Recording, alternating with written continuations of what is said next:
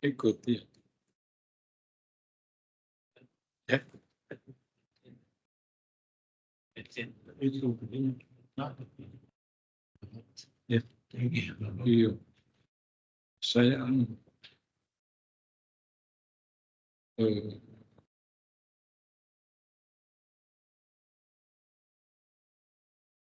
ketika saya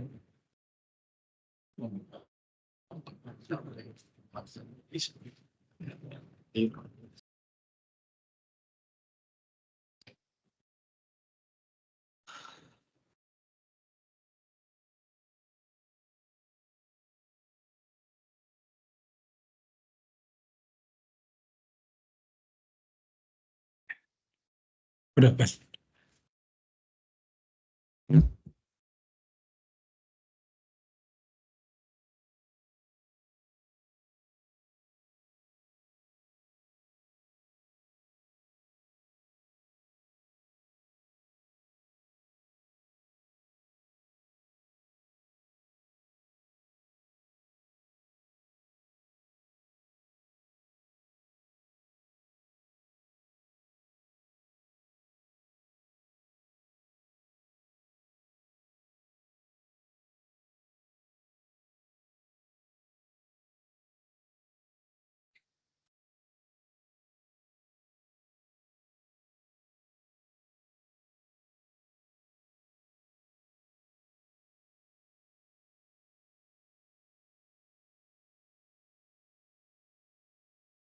Assalamualaikum warahmatullahi wabarakatuh.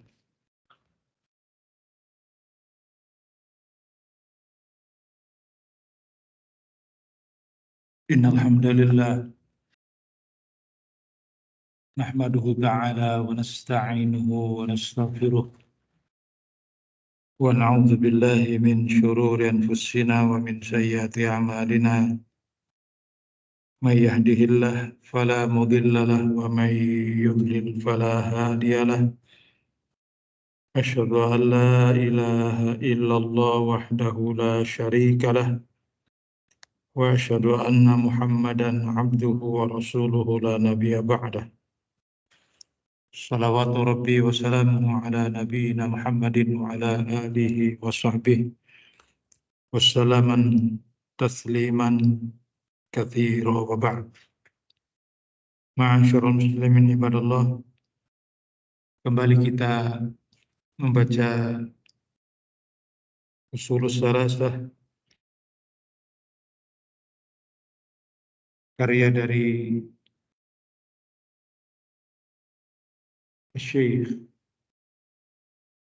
Syekhul Islam Muhammad Ibn Abdul Wahhab Ibn Sulaiman At-Tamimi An-Najdi rahimahullah ta'ala. Dan kita masih berada di penghujung penjelasan tentang Arkanul Islam, yaitu tentang rukun Islam yang kelima, itu haji. Sebagaimana sudah kita pelajari bersama, ma'asyiral ikhwah barakallahu fikum, bahwa rukun Islam yang telah kita ketahui dan kita pelajari, syahadatain, kemudian menegakkan sholat, membayarkan zakat, puasa di bulan Ramadan, dan tahujjal bait man istata'a ilaihi sabila, melaksanakan ibadah haji ke Baitullah bagi siapa yang diberi kemampuan untuk itu. Dan sudah tidak tersembunyi bagi kita bahwa ibadah haji adalah merupakan ibadah yang terbesar dari rukun Islam yang sedang kita pelajari. Karena mereka yang beribadah haji itu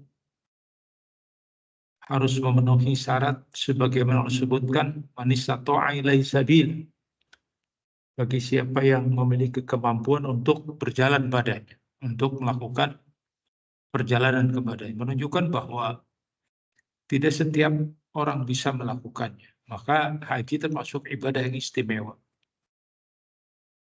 Sehingga mereka-mereka yang bisa melakukannya, yang tentunya dengan karunia dari Allah, bisa menjalankannya dengan persyaratan yang begitu ketat, sehingga seseorang dikatakan keluar dari ibadah haji itu menjadi haji yang mabrur, maka tidak ada balasannya ilal jannah. Al-hajjul mabrur laisa jazahu ilal jannah. Haji mabrur itu tidak ada balasan di sisi Allah melainkan surga. Ini menunjukkan bahwasanya perkara haji ini bukan perkara yang sembarangan. Ma'asyiral muslimin kepada Allah. Maka mudah-mudahan bisa selesai kajian kita tentang masalah haji ini, nanti akan bicara tentang masalah iman. Namun di bulan Ramadan kajian saya di masjid ini dipadatkan menjadi 5 waktu di waktu subuh, dan saya akan baca Fadhailul Quran yang dulu pernah dikaji juga di masjid ini, namun dengan waktu yang terbatas, sehingga mudah-mudahan ada manfaat dan faedah yang bisa kita dapatkan dari kajian ini. Fadhailul Quran. Kita kembali kepada apa yang disebutkan oleh mu'allif rahimahullah ta'ala. Wa dalilul hajj, demikian kata Syekhul Islam Muhammad Ibn Sulaiman At-Tamimi rahimahullah ta'ala. Dan dalilnya haji adalah sebagaimana Allah sebutkan, walillahil hajj walillahi 'alan nasi hajjul bait man istata'a ilaihi sabila wa man kafara fa innallaha ghaniyun 'anil 'alamin. Walillahi 'alan nasi, walillah ay kata Syekh Fauzan, hadza fardun wa haqqun wa wajibun lillah. Makna walillahi, maka bagi Allah maknanya adalah hadza fardun, menunjukkan haji itu merupakan kewajiban. Alan nasi, atas setiap manusia, hajjul bait, untuk melaksanakan ibadah haji ke Baitullah. Man istata'a ilaihi sabila, bagi siapapun yang mampu melakukannya. Artinya ada persyaratan haji, memiliki kemampuan. Kemampuan secara maliyah, secara hartanya, maupun secara jasmaniah, fisiknya. Kalau dia punya harta tapi fisiknya tidak memungkinkan, maka tidak menjadi kewajiban. Seperti itu. Fisiknya mampu, sehat, kuat. Tapi ternyata gak ada biaya untuk ke sana, ya juga tidak terkena kewajiban. Tidak terkena kewajiban. Oleh karena itu, Allah sebutkan di sini, man istata'a ilaihi sabil. Bagi siapa yang memiliki kemampuan untuk berjalan menuju Baitullah, menuju itu. Ma'asyiral muslimin ibadallah, sebelum nanti kita membacakan sisi-sisi lain dari ibadah haji ini, kita pun harus memahami bahwa memang di masa-masa sekarang ini bagi kaum muslimin lebih berat lagi untuk bisa melaksanakan ibadah haji, khususnya di negeri kita di Indonesia ini. Masa tunggunya aja bukan lagi belasan tahun, bahkan ada sekian puluh tahun. Wallahu a'lam, apakah di negeri-negeri lain seperti itu terjadi? Nampaknya kalau kita melihat nengok ke negeri tetangga, enggak juga. Ya, tidak sebesar kaum muslimin. Ini bukan berarti bahwa itu orang muslimin Indonesia itu, Masya Allah, subur makmur. Enggak gitu juga.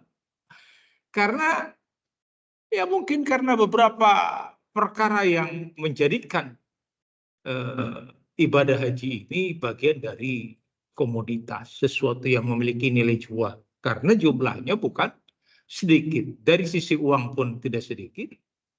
Ya, dari jumlah yang yakni animo kaum muslim untuk melakukan ibadah haji pun tidak sedikit. Sehingga dari tahun ke tahun kita melihat banyak kaum muslimin yang ingin melaksanakan ibadah haji. Tapi memakai jalur-jalur yang terkadang tidak sesuai mungkin, ya.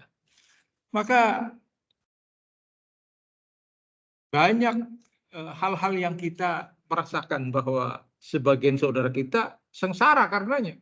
Ada yang tertipu lah, ada yang berangkat tapi nggak sampai ke Masyaril Haram misalkan. Ini semuanya terjadi dan ada di depan mata kita. Kita nggak bisa nutup-nutupi.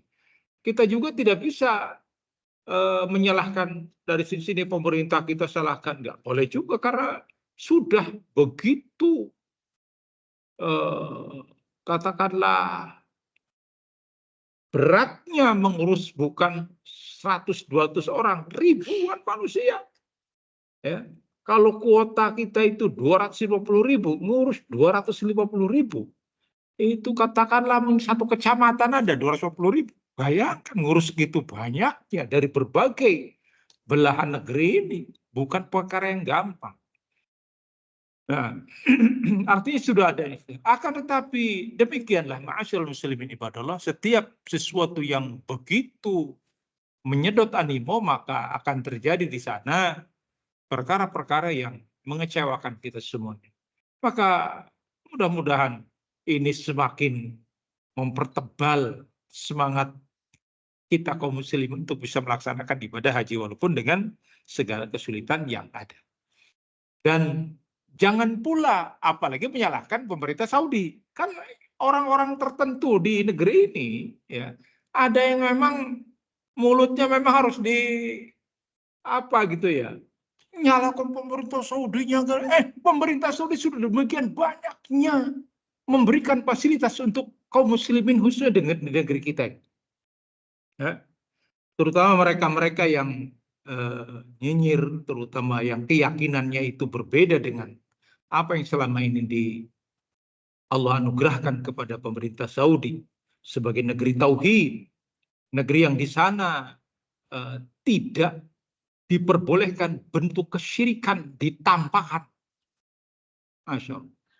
Rajanya itu khutbahnya itu dulu waktu Raja Abdullah berkhutbah di Makkah Al-Mukarramah, di Masjidil Haram, menyatakan ini adalah negeri tauhid, gitu.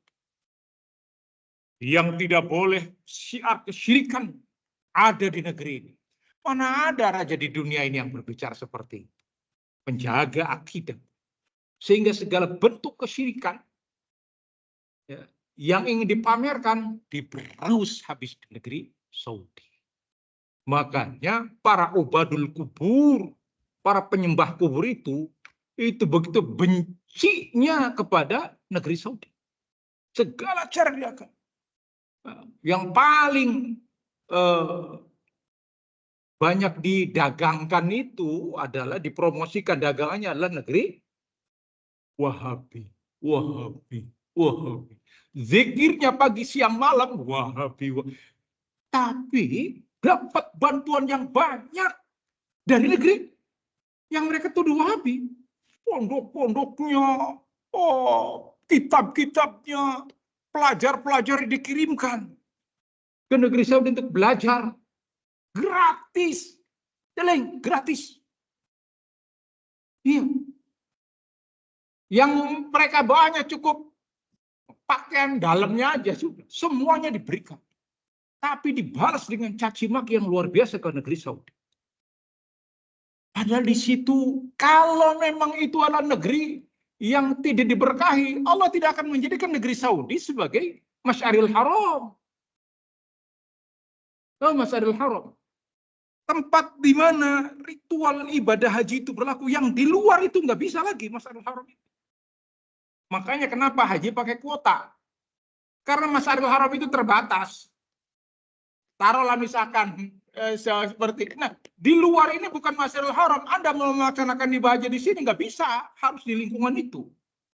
Itu namanya Masjidil Haram. Pernah ada dulu tokoh apa itu dari ya inilah itu Saudi itu kita pakai waktunya waktu yang lain. Jangan di bulan Zulhijjah. Ini ngaco lagi. Haji itu terbatas waktunya, terbatas tempatnya. Dan itu syariat Allah. Bukan syariat bikinan manusia. Ada dia pengen pindahkan. Oh, pindahkan kemana? Ke Iran. Tempat ibadah yang orang beribadah ke kuburan. Nyembah-nyembah kuburan, nyembah-nyembah para mulahnya. Kan ngeri. Disubhatkan pernah. Siapa namanya? Mendiang Fajrul Falah. Udah meninggal orangnya. Iya. Oh, itu nulis. Ya jadi bahan bulian. Ente kok katanya punya ilmu, tapi ilmunya kemana? Masjidil Haram itu sesuatu yang terbatas. Ya. Sampai disebutnya sekarang itu istilahnya apa? Armina. Ya. Arafah, Muzdalifah, dan Mina. Armina, silakan seperti itu. Itu terbatas tempat yang nggak bisa. Orang bahkan ketika wukuf di Arafah itu benar-benar di luar Arafah nggak bisa itu haji. Al-Hajjul Arafah. Haji itu di Arafah. Ketika orang wukuf di luar saja di batas Arafah nggak bisa. Sehingga dibatasi jumlahnya. Nah, di negeri kita Masya Allah 250.000 karena kita dihitungnya 250 juta. Sekarang nambah lagi kalau 270 juta penduduk negeri ini, kuotanya 270.000, berapa ratus kloter? Mungkin sudah ribuan. Gak gampang ngurusnya. Nah, ma'asyiral muslimin ibadah. Bagaimana? Dengan kondisi seperti itu, maka kita tetap berharap kepada Allah. Kita bisa berangkat. Karena itu merupakan sebuah kewajiban. Kita lihat. Bagaimana di awal-awal Nabiullah Ibrahim alaihi salam. Ketika Allah perintahkan sebagai Allah sebutkan dalam surat Al-Hajj. Wa'adzin fin nasi bil hajj. Ya'tu karijalan wa ala kulli dhamirin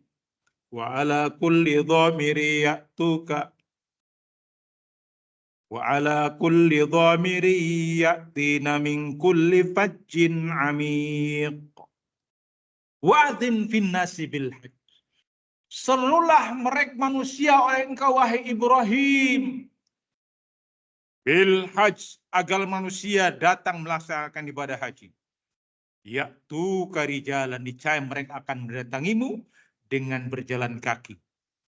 Wa ala kulli dhamirin, dan dengan setiap unta-unta yang sudah mulai mengurus disebabkan perjalanan jauhnya, ya'tina min kulli fajjin amik, yang niscaya mereka akan mendatangi seruanmu dari berbagai penjuru. Nabi Allah Ibrahim alaihissalam ketika Allah perintahkan untuk menyeru manusia melaksanakan ibadah haji, sampai-sampai kata Nabi Allah Ibrahim, ya Rabb, wa kaifa uballighun nas wa sauti la yanfudhuhum. Wahai Rabbku, sebagaimana Allah sebutkan di dalam Al-Quran dalam surat Al-Hajj, dan sebagaimana disebutkan oleh Al-Imam Ibnu Katsir ketika menjelaskan ayat. Kata Nabi Ibrahim ketika datang perintah Allah Subhanahu wa taala, wa'adzin fin nasi bil hajj. Serulah manusia untuk melaksanakan ibadah haji.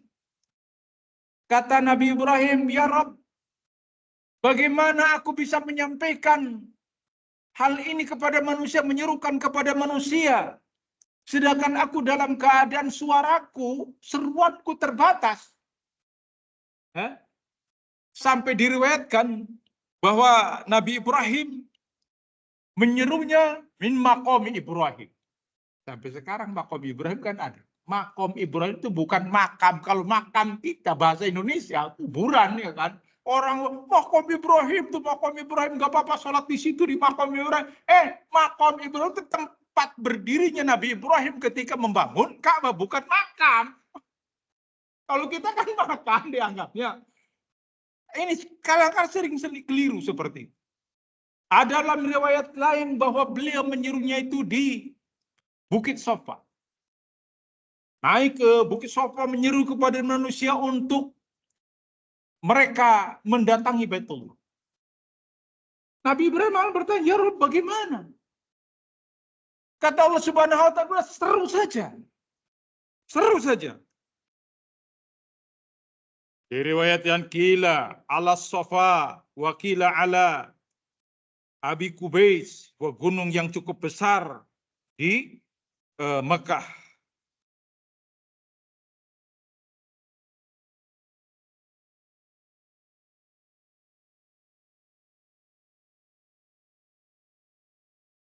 Kata Allah Subhanahu wa taala, seru saja. Bukan urusanmu. Mereka mendatangi atau tidak, bukan urusanmu. Karena ini merupakan seruan, maka Allah nanti yang akan memanggil manusia untuk datang ke Baitul Haram, ke Baitullah, untuk melaksanakan haji. Dan memang demikianlah. Seruan itu menggema dan terdengar oleh manusia. Kemudian manusia menyatakan, labbaik Allahumma labbaik. Aku penuhi panggilanmu wahai Rabbku. Labbaik Allahumma labbaik.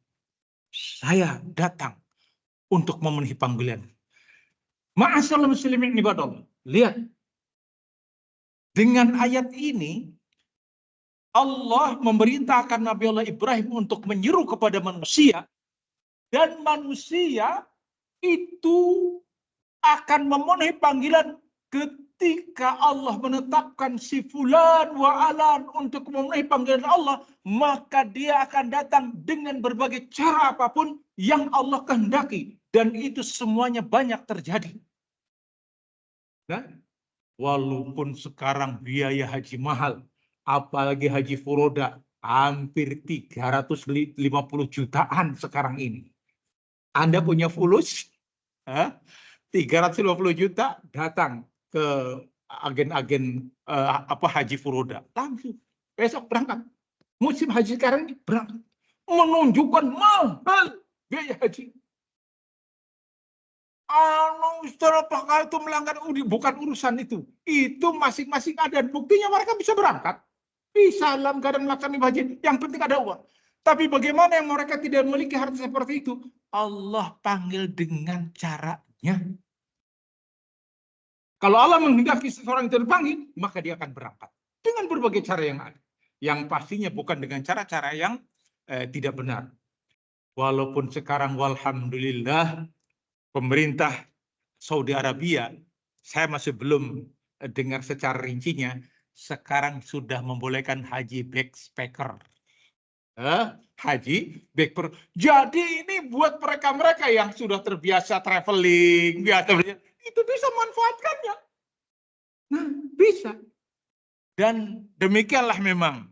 Terkadang di berbagai tempat yang di sana saling berlomba untuk mendapatkan kuota itu, banyak hal-hal yang yaitu tadi dimanfaatkan oleh orang per orang. Lebih tepatnya oknum yang memanfaatkan. Sehingga ada oknum-oknum yang melakukan penipuan, ya kan? Ada oknum-oknum yang memang sengaja punya niat jahat untuk melakukan seperti itu, sehingga orang-orang yang pengen ibadah ikhlas untuk melakukannya akhirnya tertipu. Akhirnya tertipu sehingga tidak berangkat, terdampar di depan. Itu karena memang orang-orang yang seperti itu memanfaatkan. Adapun buat para pegiat, para mereka-mereka yang memiliki kemampuan, dapat izin dari instansinya saya untuk berangkat, silahkan berangkat. Dengan cara-cara yang backpacker yang di sana pemerintah Saudi memberikan kesempatan. Akan tetapi tetap dalam batasan kuota yang ada. Karena memang, barakallahu fikum, Mas'aril Haram itu tempatnya terbatas. Datang ke sana tetap harus izin. Ya, harus mendaftarkan. Tidak setiap orang yang ada di Saudi seenaknya saya mau haji lah. Enggak, tetap harus ada. Bahkan kayak TKI, TKW, didaftarkan terlebih dahulu. Agar apa? Agar pengurusan haji itu benar. Agar tempatnya itu sesuai dengan yang disyariatkan. Dia ada di Masy'aril Haram. Bukan lagi di luar wilayah dari Masy'aril Haram. Hakata. Demikianlah ma'asyiral muslimin ibadallah. Apa yang kita dapati dari pelaksanaan ibadah haji ini pada dasarnya adalah keyakinan bahwa Allah Subhanahu wa taala telah memanggil umat manusia sebagaimana disebutkan oleh Nabi Allah Ibrahim tatkala beliau menyeru manusia untuk melaksanakan ibadah haji sebagaimana disebutkan wa'adzin fin nasi bil hajj, maka seluruh manusia untuk melaksanakan ibadah haji, niscaya mereka akan mendatangi apakah dengan jalan kaki atau dengan mengendari unta sampai setiap unta yang sudah demikian capeknya kurus, ya, dalam rangka untuk melaksanakan ibadah haji dan datang dari berbagai penjuru dunia yang jauh. Ini adalah merupakan ketetapan dari Allah Subhanahu wa taala. Oleh karena itu, ma'asyiral muslimin ibadallah, yang diperintahkan Allah Subhanahu wa taala kepada Nabi Ibrahim adalah menyerunya, seru manusia. Jangan nanti ada yang datang atau tidak, bukan urusan manusia. Ya, bukan urusan manusia. Kalau Allah sudah menetapkan, niscaya Allah akan mudahkan. Ini pelajaran penting buat kita. Termasuk di dalamnya adalah masalah dakwah. Dakwah ini milik Allah. Para dai itu jangan kemudian punya target, saya harus memiliki pengikut kayak sekian ratus orang ketika saya harus berdakwah. Nggak ada. Dai itu hanya menyeru ke jalan Allah. Ud'u ila sabili rabbika bil hikmah, kepada jalan Allah. Ad'u ila Allah ala basirah. Menyeru kepada Allah dengan ilmu. Itu saja. Jangan bicara tentang hasil. Kalau hasil itu bukan urusan kita. Urusan taufik, urusan hidayah, bukan urusannya para da'i. Itu urusan Allah. Jangankan para da'i, hatta Nabi tidak bisa memberikan petunjuk, tidak bisa memberikan hidayah. Hidayah itu taufik yang dimaksud. Itu urusan Allah Subhanahu wa taala. Maka yang diperintahkan kita dengan ikhlas menyuruh manusia ala ilmi, dengan ilmu. Ini tauhid, ini syirik, ini sunnah, ini perkara baru yang diadakan dalam agama. Itu saja. Adapun manusia kemudian tertarik dan menyambut dakwah ini, wabihi wa ni'mah, itu datangnya dari Allah Subhanahu wa taala kenikmatan. Kita dai itu tidak dituntut berapa jumlahnya yang ikut. Di absen dulu. Enggak ada. Sama seperti itu. Maka Nabi Allah Ibrahim hanya menyuruh saja. Menyuruh manusia untuk melaksanakan ibadah haji. Maka manusia kemudian menyebutnya labbaik Allahumma labbaik. Dihalang-halangi dengan cara apapun. Harganya dinaikkan. Biayanya ditinggikan. Urusannya diruwetkan. Gampang. Ternyata banyak. Nggak kekurangan dari masa ke masa. Inilah pentingnya membangun keyakinan dalam diri-diri kita. Kalau sudah ketentuannya milik Allah, apapun juga akan beres. Ini penting. Terkadang kita sering ragu, nanti gimana? Kalau ini suruhan Allah, dihalangi dengan cara apapun, tidak akan padam.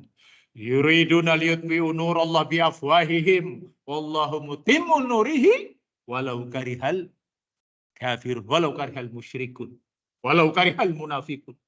Dihalangi apapun. Tak bubarkan pengajiannya, tenang saja, nggak usah repot. Silakan setiap pengajian, setiap taklim yang menyuruh kepada tauhid, yang menyuruh kepada sunnah akan bubarkan, maka akan tumbuh di berbagai negeri ini. Salah besar kalau mau membubarkan pengajian yang di sana diajarkan tauhid, yang di sana diajarkan sunnah. Di sini ditutup, di sana akan tumbuh. Di sana ditutup, di ribuan pengajian taklim akan ada. Kenapa? Ya salah. Karena yang kalian urusi adalah taufik dari Allah. Salah besar. Otak-otaknya itu harus dipahamkan bahwa setiap yang diajarkan tauhid di sana, dia diajarkan sunnah di sana, maka sampai kiamat kalian tidak akan bisa menghalangi dakwah ini. Gitu. Dengan catatan dakwahnya itu benar, menyeru kepada tauhid, menyeru kepada sunnah, bukan menyeru untuk banyak-banyak manusia. Bukan untuk itu dakwah. Mengajari agar manusia paham apa hakikatnya ini semuanya. Masya Allah. Demikianlah ma'asyiral muslimin ibadallah. Hendaknya banyak pelajaran dari peristiwa haji ini agar kita semakin yakin bahwa ketika Allah menyampaikan seruan, memerintahkan kepada Nabi, seru saja. Nggak usah kamu perhatikan apakah suaramu nyampe tidak. Apakah terdengar kita? Bukan urusanmu. Urusanmu adalah mengerjakan. Maka urusan Nabi kita alaihissalam adalah menyampaikan. Maka ketika di musim haji, Rasulullah SAW menyampaikan kepada manusia, apakah aku sudah menyampaikan semuanya kepada kalian? Kata para sahabat, bala ya Rasulullah. Allahumma syahad, ya Allah. Dengan mengangkat kedua tangannya ke langit. Allahumma syahad, ya Allah, persaksikanlah bahwa aku sudah menyampaikan ilmu ini. Menyampaikan prinsip agama ini kepada umat manusia. Selesai. Maka seorang dai pun begitu. Yang penting disampaikan. Asal yang disampaikan itu adalah ilmu, tauhid, sunnah, apa yang dalam Al-Quran, apa yang dibacakan, apa yang disampaikan oleh Nabi-Nya, selesai. Manusia menerima, fabihi wa ni'mah. Manusia menolak, dari dulu juga sudah ada yang menolak. Begitu. Itu yang penting. Bukan urusan untuk memperbanyak jumlah dan lain sebagainya. Karena kita bukan politikus, ngumpul-ngumpulkan banyak manusia, ngumpul-ngumpulkan member, subscribe, follower, bukan itu yang sedang dikumpulkan. Kemudian kata Syekh Hafizullah Ta'ala ketika menafsirkan ayat walillahi 'alan nasi hajjul bait man istata'a ilaihi sabila. Hajj maknahu fil lughah al-qasd. Hajj secara bahasa, secara mana adalah qasdun, al-qasdu. Sehingga haji secara syariat adalah qasdul Ka'bah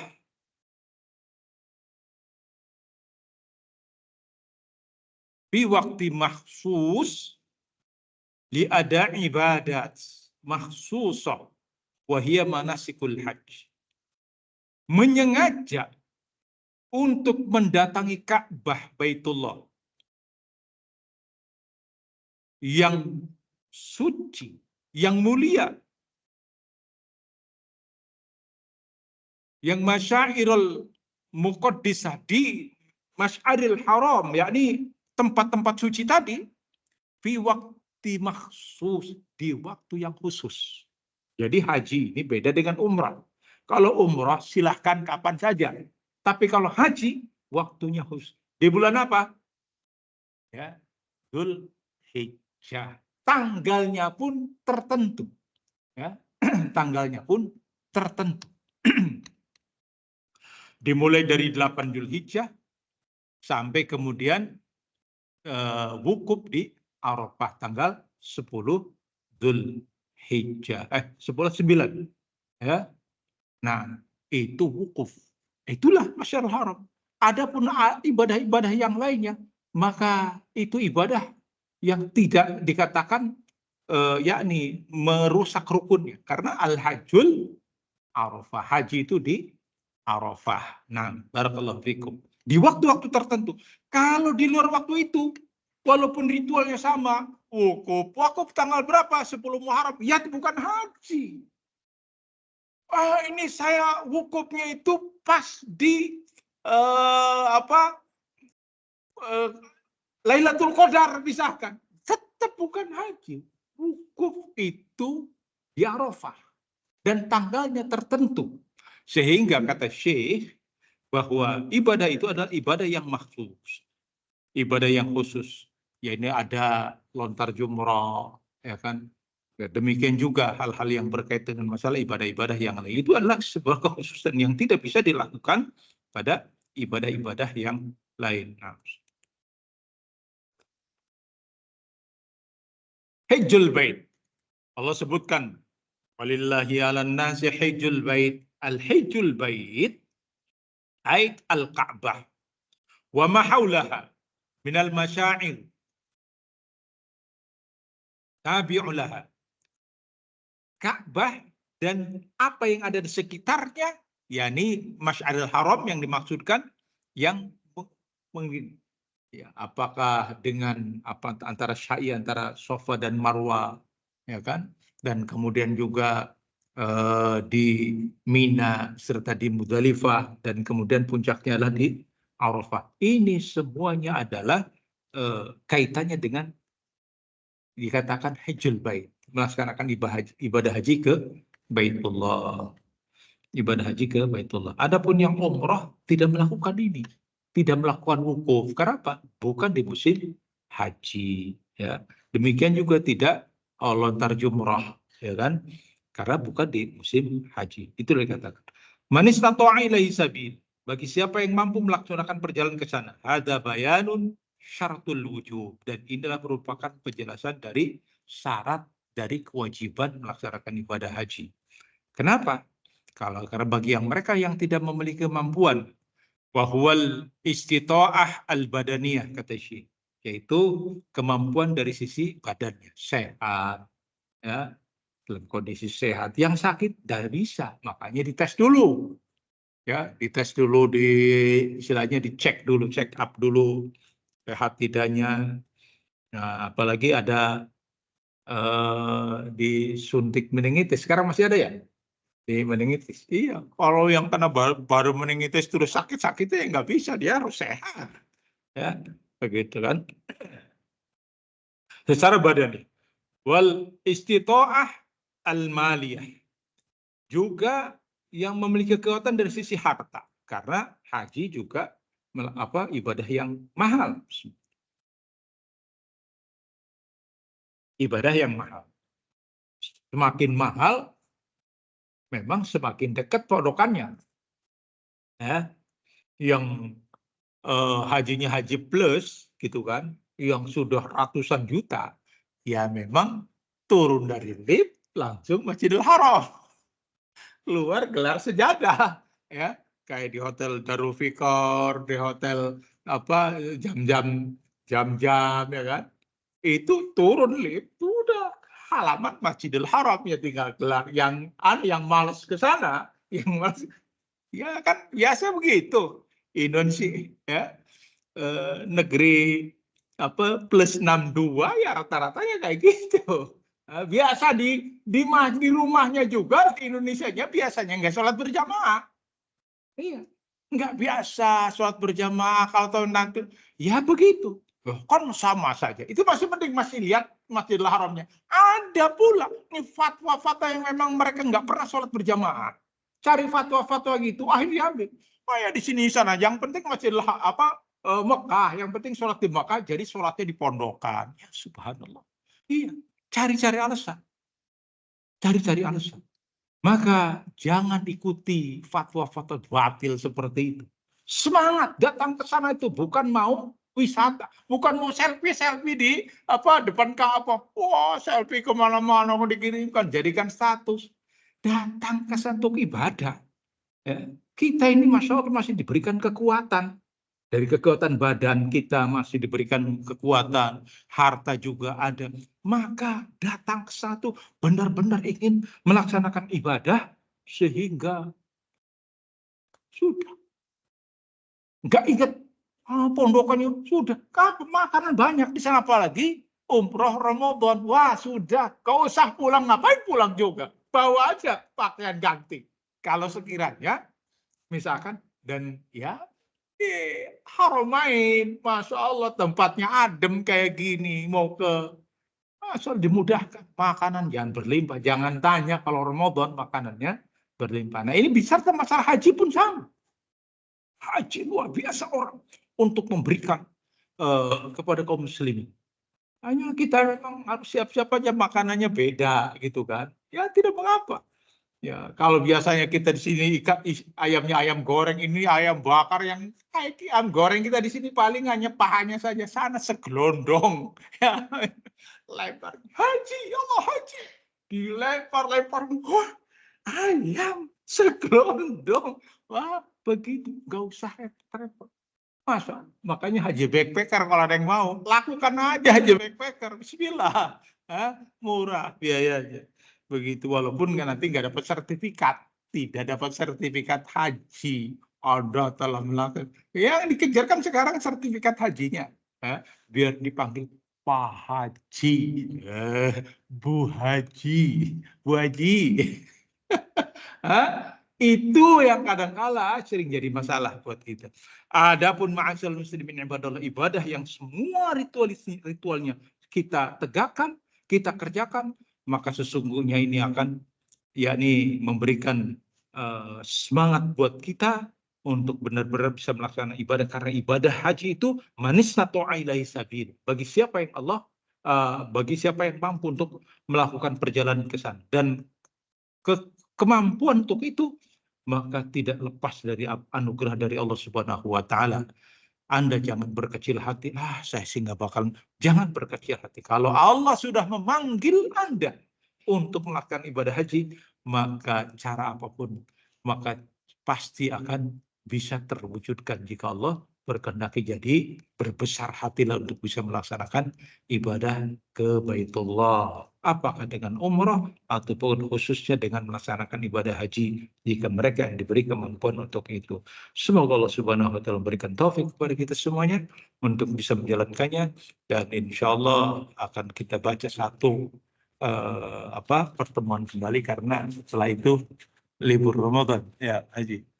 Ya, libur Ramadan. Mudah-mudahan ada manfaat dan ibadahnya, dan mudah-mudahan Allah memberikan taufik kepada kita untuk bisa melaksanakan ibadah ini dengan sebaik-baiknya, dan kita senantiasa berharap untuk berdoa kepada Allah bisa melakukannya. Wallahu a'lam bishawab. Wassallallahu ala nabiyina Muhammadin wa ala alihi wasallam tasliman katsiran. Akhir da'wana alhamdulillahirabbil alamin. Wassalamualaikum warahmatullahi wabarakatuh.